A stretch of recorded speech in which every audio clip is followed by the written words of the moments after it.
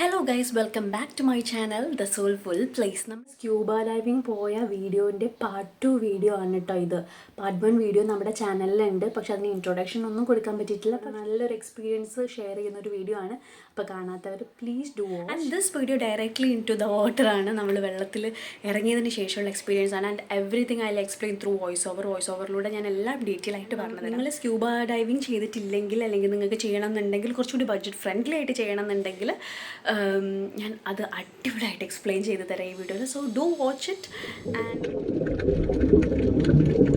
കഴിഞ്ഞ വീഡിയോയിൽ പറഞ്ഞതുപോലെ തന്നെ വോമിറ്റ് ചെയ്തിട്ട് അവശ്യമായിട്ടിരിക്കുന്ന സമയത്താണ് ഞാൻ വെള്ളത്തിലേക്ക് എടുത്ത് ചാടിയത്. ആൻഡ് പറ്റൂല എന്ന് വിചാരിച്ച് തരുന്നുണ്ട്. അവർ മോട്ടിവേറ്റ് ചെയ്ത് വെള്ളത്തിൽ അടിപൊളിയാണെന്ന്. ആൻഡ് ഗൈസ്, ട്രസ്റ്റ് മീ, അടിപൊളിയാണ് കേട്ടോ. ഒന്ന് ആലോചിച്ച് നോക്കൂ, നമ്മൾ കാണുന്ന ബീച്ച്, അതിൻ്റെ കടലിൻ്റെ അടിയിലാണ് നമ്മളിപ്പോൾ നിൽക്കുന്നത്. ആൻഡ് ഞാൻ ആ കല്ല് തൊട്ടു, ആൻഡ് അവിടുത്തെ സ്റ്റോൺസ് എടുത്തു, ആൻഡ് അതുപോലെ തന്നെ ഇതാ ഇത്രയും ബ്യൂട്ടിഫുൾ ആയിട്ടുള്ള മീനിനെ കണ്ടു. ക്യാമറയിൽ അത്ര വിസിബിൾ അല്ല, ബട്ട് കളർഫുൾ ഫിഷസ് ആണ് കേട്ടോ.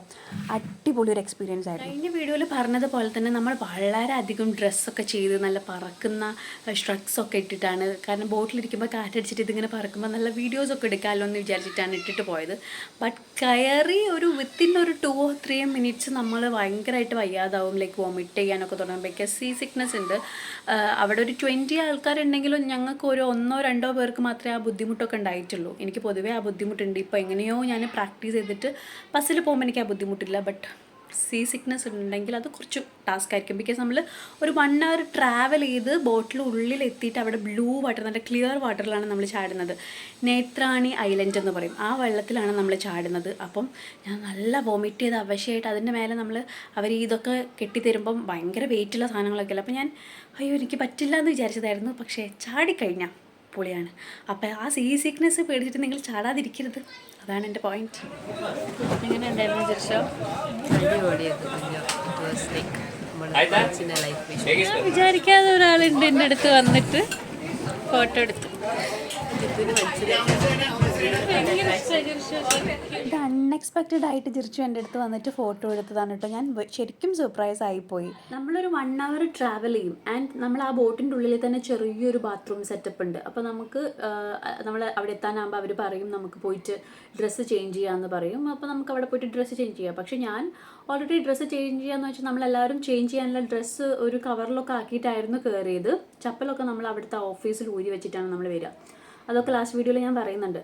അപ്പോൾ നമ്മൾ ഡ്രസ്സ് ചേഞ്ച് ചെയ്യാനായെന്ന് പറഞ്ഞപ്പോൾ എനിക്ക് വയ്യ. കാരണം ഞാൻ ഇങ്ങനെ കിടക്കുക, ഞാൻ തല പൊക്കി ഞാൻ അപ്പോൾ ഛർദ്ദിക്കും. ആൻഡ് നമ്മൾ ലാസ്റ്റായിട്ടൊരു ഉപ്പ് സോഡ, നാരങ്ങ സോഡ കുടിച്ചത്, അതിൻ്റെ ഇവിടെ വന്ന് നിൽക്കുക, ഞാനൊന്ന് തല പൊക്കിയ ഛർദ്ദിക്കുക. അപ്പോൾ വോമിറ്റ് ചെയ്യാനുള്ളൊരു ബുദ്ധിമുട്ട് എനിക്കുണ്ടായിരുന്നു എല്ലാവരുടെ മുന്നിൽ വെച്ചിട്ടും. ആൻഡ് കുറച്ച് കഴിഞ്ഞ സമയത്ത് നമ്മൾ അവിടെ എത്താനായ സമയത്ത് വേറെ ഓപ്ഷനില്ല, നമ്മൾ എഴുന്നേറ്റേ പറ്റുള്ളൂ. ഫസ്റ്റ് ബാച്ച് നമ്മളാണ്. ഫസ്റ്റ് വെള്ളത്തിലേക്ക് ചാടാൻ വേണ്ടി പോകുന്നത് ആഫ്റ്റർനൂൺ ബാച്ചിൽ നമ്മളാണ്. അപ്പോൾ ബാക്കി എല്ലാവരും പോയി, ഞാൻ മെല്ലെ എണ്ണീറ്റ്. അപ്പോൾ ഞാൻ വിചാരിച്ചു എന്തായാലും എനിക്കൊരു ഇന്നർ മാറ്റിയിട്ടൊരു ടീഷർട്ട് എടുത്തിടാനേ ഉള്ളൂ. അപ്പോൾ ഞാൻ ടീഷർട്ട് കൊടുത്തിട്ട് അങ്ങോട്ട് പോയി വാഷ്റൂമിൽ കയറി. ഞാൻ ജസ്റ്റ് ടീഷർട്ട് മാറ്റി ഇത് ഇട്ട് അപ്പം തന്നെ എനിക്ക് വോമിറ്റിങ് കൺട്രോൾ ചെയ്യാൻ പറ്റാതെ ഞാൻ അവിടുത്തെ ഒരു ക്ലോസറ്റിലേക്ക് ഛർദ്ദിച്ചു നന്നായിട്ട്. ആൻഡ് അത് കഴിഞ്ഞപ്പോൾ ഞാൻ കുറച്ച് കൂളായി, ആശ്വാസമായി എന്ന് വിചാരിച്ച് പുറത്തേക്ക് വന്നു. ആൻഡ് നമ്മളടുത്ത് ഇരിക്കാൻ പറഞ്ഞു. അപ്പം നമ്മളെല്ലാവരും അത്രയും എക്സൈറ്റഡ് ആയിട്ട് കാണാൻ ഓരോരുത്തർ ചാടാൻ വേണ്ടി പോകണം. അതിൻ്റെ എക്സൈറ്റ്മെൻറ്റ് ഒന്നും കാണിക്കാൻ പറ്റില്ല, ബിക്കോസ് നമ്മൾ അത്രയും അവശ്യമായിട്ടുണ്ടാവും. അങ്ങനെ ഞാൻ അവിടെ ഇരുന്നു. അപ്പം എൻ്റെ മേലെ മറ്റേ സിലിണ്ടറൊക്കെ ഫിറ്റ് ചെയ്തു. ഭയങ്കര ഭാരമാണ്. അപ്പം തൊട്ടടുത്തിരിക്കുന്ന അലിക്ക് വൊമിറ്റ് ചെയ്യണമെന്ന് പറഞ്ഞപ്പോൾ ഞാൻ പറഞ്ഞു എനിക്കും വേണം എന്ന് പറഞ്ഞ് അങ്ങനെ വൊമിറ്റ് ചെയ്തു. ഓരോരുത്തരായിട്ട് വെള്ളത്തിൽ ചാടി അതൊന്നും ക്യാപ്ചർ ചെയ്യാൻ പറ്റിയിട്ടില്ല. അതിന് പറ്റിയിട്ടുള്ളൊരു മാനസികാവസ്ഥയിലോ ഫോൺ എടുക്കാനോ ഒന്നും പറ്റില്ല. എങ്ങനെയോ അവിടെ ഇരുന്നു. ആൻഡ് കുറേ സ്ക്യൂബ ഡൈവേഴ്സ് അവിടെ ഉണ്ടാവും. 1 by 1 ആയിട്ട് നമ്മളിങ്ങനെ ഇങ്ങനെ കണ്ണ് ഫുള്ളായിട്ട് കവർ ചെയ്യും, നോസും കവർ ചെയ്തിട്ടിരിക്കും. ആൻഡ് വായിലേക്ക് ഇങ്ങനെ ഒരു ട്യൂബ് വെക്കും. എന്നിട്ട് അങ്ങനെ നമ്മൾ വായിൽ എടുക്കണം കേട്ടോ.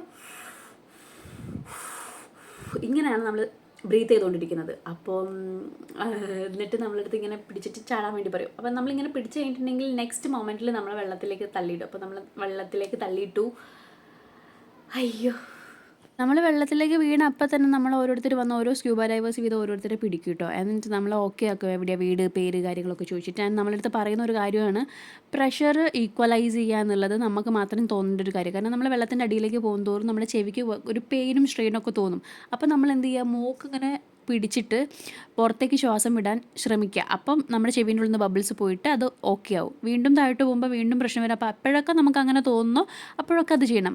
എനിക്കൊരു 3 to 4 ടൈംസ് അങ്ങനെ ചെയ്യേണ്ടി വന്നിട്ടുണ്ട്. ആൻഡ് വൺസ് അത് കഴിഞ്ഞിട്ടുണ്ടെങ്കിൽ പിന്നെ നമ്മൾ കൂളായിരിക്കും. പിന്നെ കടലിൻ്റെ അടിയിൽ പോയിട്ട് തൊട്ടാലും നമുക്ക് ചെവിയിൽ പ്രഷറൊന്നും തോന്നില്ല. അപ്പോൾ ചെവിയിൽ പ്രഷർ എപ്പോൾ തോന്നുന്നു അപ്പം നമ്മളത് ചെയ്യാണ്ട് അവരുടെ അടുത്ത് സിഗ്നൽ ഇങ്ങനെ കാണിക്കുക. അപ്പോൾ അവരും നമ്മളെ ഹെൽപ്പ് ചെയ്യും, മൂക്കൊക്കെ പിടിച്ചിട്ട് ഹെൽപ്പ് ചെയ്യും. സോ ഭയങ്കര ഹെൽപ്ഫുള്ളായിരുന്നു. അവർ ഭയങ്കര ഫ്രണ്ട്ലിയാണ് കേട്ടോ. അതായത് ഞങ്ങൾ പോയ സ്ഥലത്തിട്ടുള്ള സ്ക്യൂബ ഡൈവേഴ്സ് എല്ലാം മലയാളികളായിരുന്നു. And they are like gem.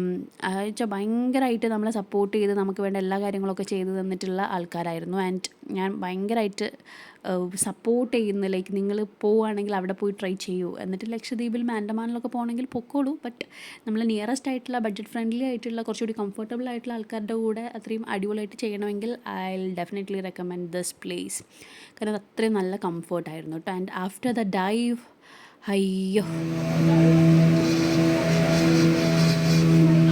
എൻ്റെ ഒരു എക്സ്പീരിയൻസിൽ നിങ്ങൾ ശ്രദ്ധിക്കേണ്ട കാര്യങ്ങളാണ് ഞാൻ പറഞ്ഞത്. മെയിനായിട്ട് ചെവിയിൽ പ്രഷർ കയറുന്ന സമയത്ത് നമ്മൾ ഈക്വലൈസ് ചെയ്യാൻ ശ്രമിക്കുക. അത് ജസ്റ്റ് ഇങ്ങനെ പിടിച്ചിട്ട് പുറത്തേക്ക് വിടാൻ ശ്രമിച്ചാൽ മതി. അത് നമ്മൾ വൺസ് അതിൻ്റെ ഉള്ളിൽ ചെല്ലുമ്പോൾ മനസ്സിലാവും. ആൻഡ് നമ്മുടെ കൂടെയുള്ള ഡൈവേഴ്സ് ഭയങ്കര സപ്പോർട്ടീവാണ്.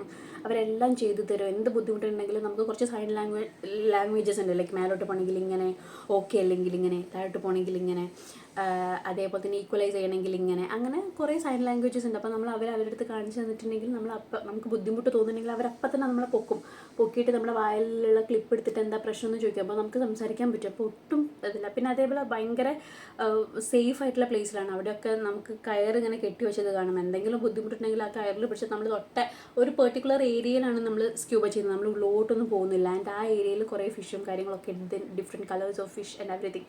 നമ്മുടെ എക്സ്പീരിയൻസ് എന്ന് പറഞ്ഞിട്ടുണ്ടെങ്കിൽ അത്രയും വാസ്റ്റ് ആയിട്ടുള്ള ഒരു സീൻ്റെ ഉള്ളിൽ പോകുന്നു. നമ്മൾ അവിടുത്തെ അടിത്തട്ട് കാണുന്നു, അടിയിലുള്ള മീനുകളെ കാണുന്നു, ചെടികളെ കാണുന്നു, കല്ല് തൊടുന്നു എന്നൊക്കെ ഉള്ളത്. അതാണ് എന്നെ സംബന്ധിച്ച്, അതായത് വെള്ളത്തിൻ്റെ പേടിയുള്ള ഒരാൾ കടലിൻ്റെ അടി കണ്ടു എന്ന് പറയുമ്പോൾ കിട്ടുന്ന ഒരു സന്തോഷമുണ്ടല്ലോ. അപ്പോൾ അതാണ് ബേസിക്കലി. ആൻഡ് അത് കഴിഞ്ഞിട്ട് സീ സിക്നെസ് ഉള്ളവർ മുന്നോട്ട് വന്നോളൂ എന്ന് പറഞ്ഞിട്ട് അവിടെ കുറച്ച് ബാക്കിൽ പോയിരുന്നിട്ടുണ്ടെങ്കിൽ, മുന്നിൽ പോയിരുന്നിട്ടുണ്ടെങ്കിൽ നമുക്ക് അത്ര ബുദ്ധിമുട്ടുണ്ടാവില്ല എന്ന് തോന്നുന്നു. സോ നമ്മൾ മുന്നിൽ പോയിട്ടിരുന്നു. ആൻഡ് കുറച്ച് നേരം ഞാൻ ഭയങ്കര ടയേർഡായിരുന്നു. പിന്നെ എത്താനായിട്ട് നമുക്ക് ലൈവായിട്ട് നമ്മുടെ സൺസെറ്റ് കാണാൻ വേണ്ടി പറ്റും കടലിൻ്റെ നടുക്ക് നിന്നിട്ട്.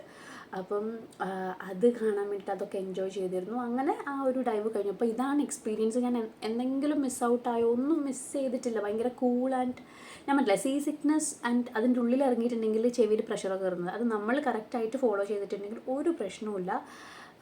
നമ്മൾ മൂക്ക് പിടിച്ചിട്ട് ഈക്വലൈസ് ചെയ്താൽ മാത്രം മതി. അതൊക്കെ അവർ നല്ല ഇൻസ്ട്രക്ഷനൊക്കെ തരും തുടക്കുമ്പോൾ തന്നെ. ഒന്നും പേടിക്കാനില്ല. So must try guys. And ബാക്കി വിശേഷങ്ങൾ കാണാം.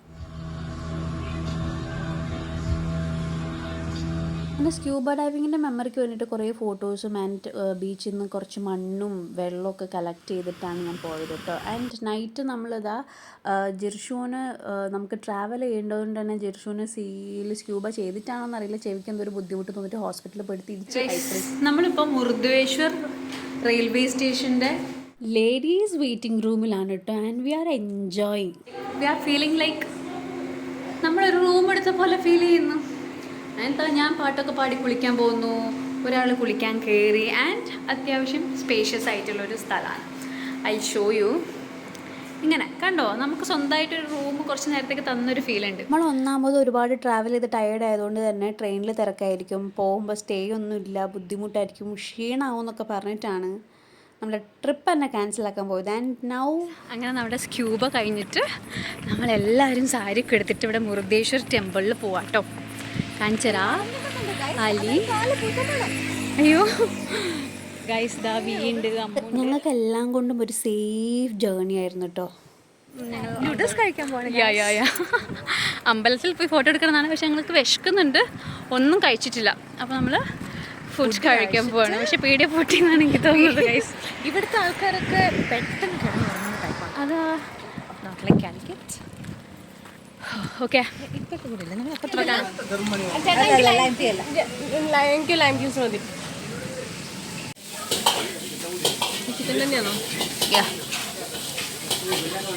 ഒരു 100 വട്ടം പറഞ്ഞു, എന്നാലും ഞാൻ പറയാം, നമ്മുടെ ജേർണി അത്രയും ഈസി ആയിരുന്നു. ബിക്കോസ് നമ്മൾ ട്രെയിനിൽ ഭയങ്കര ക്രൗഡായിരിക്കും, തൂങ്ങി വലിച്ച് പോകേണ്ട, ഓൾറെഡി നമ്മൾ ടയേർഡാണെന്നൊക്കെ വിചാരിച്ചിട്ട് ട്രിപ്പ് ക്യാൻസൽ ചെയ്യാൻ പോയടുത്തു നിന്നാണ് നമ്മളുടെ ആലപ്പുഴയിൽ നിന്ന് കോഴിക്കോട്ടേക്ക് പോയിക്കൊണ്ടിരിക്കുന്ന ട്രെയിനിലെ TTRൻ്റെ അടുത്ത് സംസാരിച്ച് കോഴിക്കോടിൽ ജസ്റ്റ് ഡയറക്റ്റ്ലി മുരുദേശ്വറിലേക്കുള്ള ട്രെയിൻ ഈവൻ മിസ്സായിട്ടുണ്ടെങ്കിലും അതിനകത്ത് 2 ജനറലുകളിൽ കുറച്ച് ക്രൗഡ് ആവാനുള്ള ചാൻസ് ഉണ്ട്. അതുകൊണ്ട് തന്നെ നമ്മൾ മംഗലാപുരത്തേക്കുള്ളൊരു ട്രെയിൻ കയറിയിട്ട് അവിടുന്ന് കണക്ഷൻ ട്രെയിൻ വഴി കയറിയാൽ മതി, അത് അത്ര തിരക്കുണ്ടാവില്ല എന്ന് തോന്നുന്നു എന്നൊക്കെ പറഞ്ഞിട്ട് ആ ഒരു TTRൻ്റെ, അതായത് നമ്മുടെ ജിർഷു ആണ് അതൊക്കെ സംസാരിച്ച് ക്ലിയർ ചെയ്തിട്ടോ. ജിർഷു പോകാൻ പറ്റില്ല എന്ന് പറഞ്ഞപ്പോൾ തന്നെ ഞാൻ കൂളായിരുന്നു, പക്ഷേ ജിർഷു ഒട്ടും കൂളല്ലായിരുന്നു.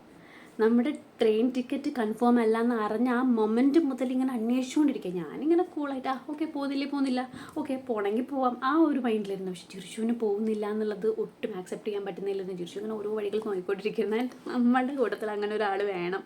അങ്ങനെ ഒരാൾ ഉണ്ടായത് കൊണ്ട് മാത്രമാണ് ഈ ജേണി അല്ലെങ്കിൽ ഈ ഒരു സ്ക്യൂബ ഡൈവിങ് സംഭവിച്ചത്.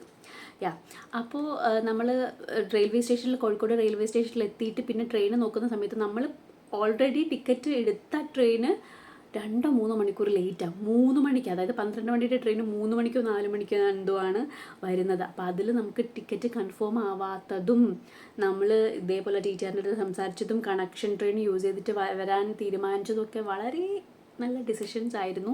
ആൻഡ് നമ്മൾ മംഗലാപുരത്തേക്ക് കയറിയിട്ട്, കോഴിക്കോട് നിന്ന് മംഗലാപുരത്തേക്ക് കയറിയ ട്രെയിൻ എന്ന് പറഞ്ഞിട്ടുണ്ടെങ്കിൽ ഭയങ്കര കാലിയായിരുന്നു. നമ്മളിങ്ങനെ കിടന്നുറങ്ങി അവിടെ എത്തുന്നത് വരെ ആരും നമ്മൾ ഡിസ്റ്റർബ് ചെയ്തിട്ടില്ല. നല്ല വിശാലമായിട്ട് നമ്മൾ കിടന്നുറങ്ങിയിട്ടാണ് വന്നത്. മുരുദേശ്വറിലേക്കുള്ള ട്രെയിനും അതുപോലെ തന്നെ ഭയങ്കര കിടന്നുറങ്ങി. Murudeshwar railway station is like ഒരു പണ്ടത്തെ ഒരു തറവാട് വീട് സെറ്റപ്പാണ്.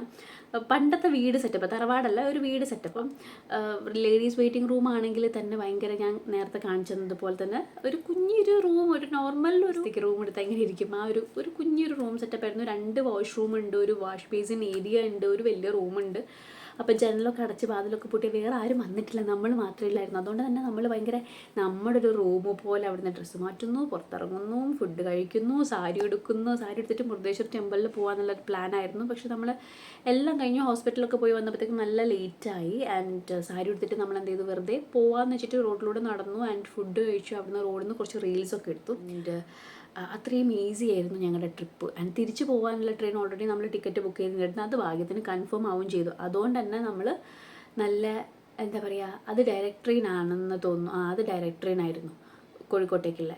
അപ്പോൾ നമ്മൾ നല്ല അടിപൊളിയായിട്ട് കിടന്നുറങ്ങിയിട്ട് വന്നത്. നമ്മുടെ ജേർണി എന്നുണ്ടെങ്കിലും ഭയങ്കര സേഫ്, പീസ്ഫുൾ, നല്ല റെസ്റ്റ് എടുത്ത് സ്ക്യൂബ ഡൈവിങ് ചെയ്യാൻ ഈ ഒരു ഏജിൽ പറ്റിയതിൽ, ഇപ്പം ഇത്രയും പെട്ടെന്ന് പറ്റിയതിൻ്റെ ഒരു റീസൺ ജിർഷു ആണ്. ആൻഡ് അത് സാധിച്ച ഒരാളെന്ന രീതിയിൽ I am so happy and proud. അപ്പോൾ ബാക്കി വീഡിയോ കാണാം. ഞങ്ങൾ തിരിച്ചു പോവുകയാണ് ഗൈസ്. അലി പറഞ്ഞ പോലെ കൈ കാണിച്ചിട്ട് നിർത്തട്ടെ.